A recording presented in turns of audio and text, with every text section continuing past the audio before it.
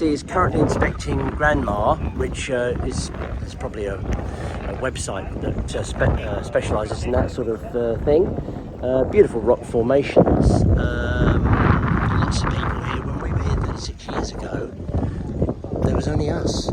Maybe, I think we were with 3 or 4 travelling companions, and 36 years ago, wow, it was, it's certainly changed since then, and there's a lot more people, a lot more money, there's an airport now, there's more ferry ports, and it's a little bit sad really, the beauty and the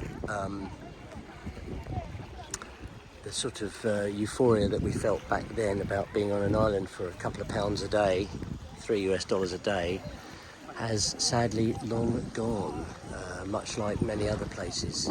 But still, it's still gorgeous. Over there is Chaweng Beach, over there in the distance.